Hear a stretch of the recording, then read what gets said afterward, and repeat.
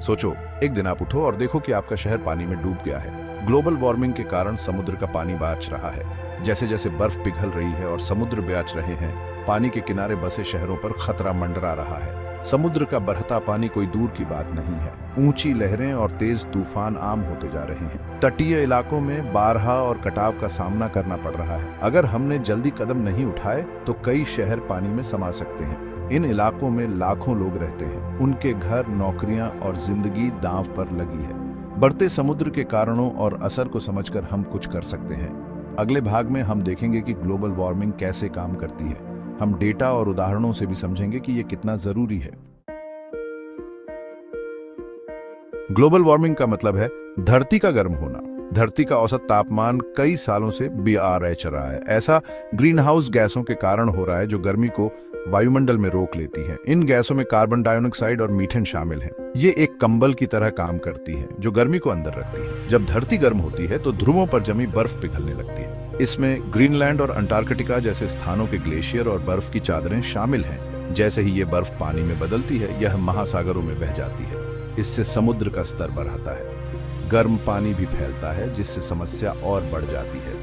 मौसम के मिजाज बदल रहे हैं और ज्यादा गर्मी, सूखा और भारी बारिश हो रही है। बढ़ता तापमान हर चीज को प्रभावित करता है, खासकर हमारे महासागरों और तटीय शहरों को। धरती के गर्म होने का एक बड़ा कारण इंसानों की गतिविधियां हैं। इनमें से एक मुख्य गतिविधि है जीवाश्म ईंधन का जलना। जीवाश्म ईंधन में कोयला, तेल और प्राकृतिक गैस शामिल हैं। हम इनका उपयोग कारों, कारखानों और घरों को बिजली देने के लिए करते हैं। जब हम इन ईंधनों को जलाते हैं तो हम हवा में कार्बन डाइऑक्साइड छोड़ते हैं। वनों की कटाई भी ग्लोबल वार्मिंग को बढ़ाती है। पेड़ कार्बन डाइऑक्साइड सोखते हैं, इसलिए उन्हें काटने का मतलब है वातावरण में अधिक कार्बन डाइऑक्साइड। औद्योगिक गतिविधियां और कृषि से मीथेन और अन्य ग्रीन हाउस गैसें निकलती हैं। कार चलाना, बिजली का उपयोग करना और अपने घरों को गर्म करना, ये सब इसमें योगदान करते हैं। हम जितना अधिक जीवाश्म ईंधन का उपयोग करते हैं, उतनी ही अधिक ग्रीन हाउस गैसें हम पैदा करते हैं। छोटी छोटी क्रियाएं भी मायने रखती हैं। अपनी भूमिका को समझने से हमें यह देखने में मदद मिलती है कि अपनी आदतों को बदलना इतना महत्वपूर्ण क्यों है। समस्या को समझने के लिए आइए आंकड़ों पर नजर डालें। 19वीं सदी की शुरुआत से ही समुद्र का स्तर बढ़ रहा है। पिछली शताब्दी में वैश्विक समुद्र स्तर लगभग 8 से 9 इंच तक बढ़ गया है। ये बहुत ज्यादा नहीं लग सकता है, लेकिन तटीय क्षेत्रों पर इसका बड़ा प्रभाव पड़ता है। समुद्र के स्तर में वृद्धि की दर बढ़ रही है। 20वीं शताब्दी में यह लगभग 1.7 मिलीमीटर प्रतिवर्ष की दर से बढ़ा, लेकिन 2006 के बाद से यह लगभग 3.3 मिलीमीटर प्रतिवर्ष की दर से बढ़ रहा है। इसका मतलब है कि समस्या तेजी से बदतर हो रही है।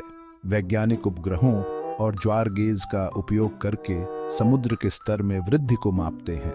डेटा एक स्पष्ट प्रवृत्ति दिखाता है।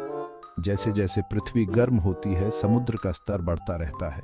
समुद्र के स्तर में यह वृद्धि केवल एक प्राकृतिक चक्र नहीं है, यह सीधे तौर पर वैश्विक तापमान में वृद्धि से जुड़ा है। भाग 5, 2100 और उसके बाद के लिए भविष्यवाणियां। 2100 तक समुद्र का स्तर 1 से 4 फीट तक बढ़ सकता है। कुछ अनुमान कहते हैं कि यह और भी अधिक हो सकता है।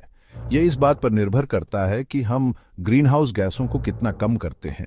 यदि ग्रीनलैंड और अंटार्कटिका में बर्फ अपेक्षा से अधिक तेजी से पिघलती है तो वृद्धि अधिक हो सकती है। इससे कई क्षेत्रों में भयावह बाढ़ आ जाएगी। तटीय शहर पानी के नीचे हो सकते हैं, द्वीप गायब हो सकते हैं।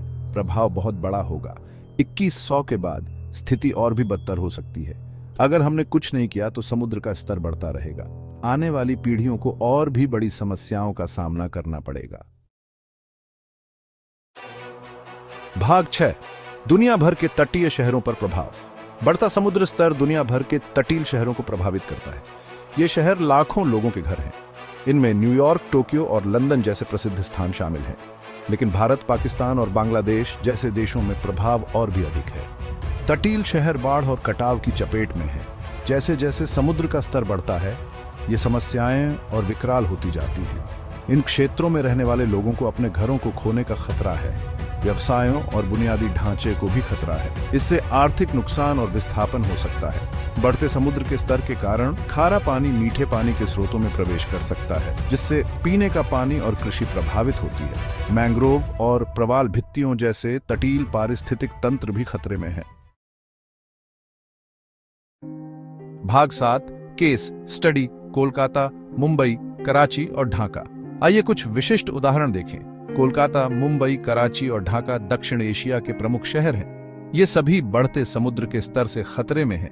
ये शहर घनी आबादी वाले हैं और तट के करीब हैं। भारत के पूर्वी तट पर स्थित कोलकाता में नियमित रूप से बाढ़ आती रहती है। शहर से होकर बहने वाली हुगली नदी समुद्र के बढ़ते स्तर के कारण ओवरफ्लो कर सकती है। ये शहर और आसपास के इलाकों में रहने वाले लाखों लोगों को प्रभावित करता है। भारत के पश्चिमी तट पर स्थित मुंबई भी खतरे में है। यह दुनिया के सबसे अधिक आबादी वाले शहरों में से एक है। बढ़ते समुद्र के स्तर से मानसूनी बारिश के दौरान भीषण बाढ़ आ सकती है। शहर का बुनियादी ढांचा खतरे में है, जिससे परिवहन और आवास प्रभावित हो रहे हैं। पाकिस्तान में कराची एक और उदाहरण है। यह एक प्रमुख आर्थिक केंद्र है। बढ़ता समुद्र स्तर शहर के बंदरगाह, उद्योगों और आवासीय क्षेत्रों के लिए खतरा है। भाग 8 कार्रवाई की तात्कालिकता। स्थिति अत्यावश्यक है। अगर हमने अभी कार्रवाई नहीं की तो इसके परिणाम गंभीर होंगे। हमें ग्रीनहाउस गैस उत्सर्जन को कम करने की आवश्यकता है। इसका मतलब है कम जीवाश्म ईंधन और अधिक नवीकरणीय ऊर्जा का उपयोग करना।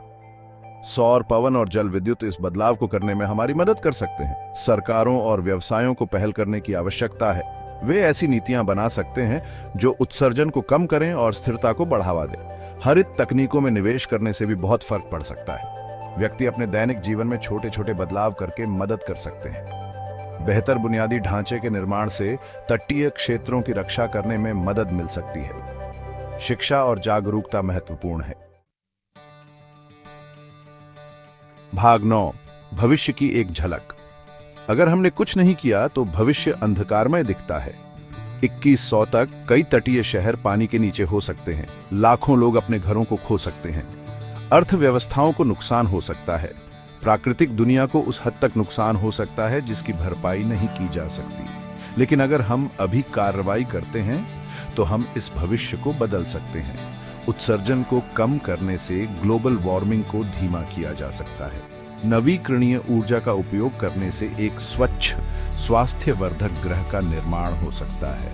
अपने तटीय क्षेत्रों की रक्षा करने से लोगों के जीवन और आजीविका को बचाया जा सकता है। भविष्य हमारे हाथ में है। अभी कार्रवाई करने का समय है।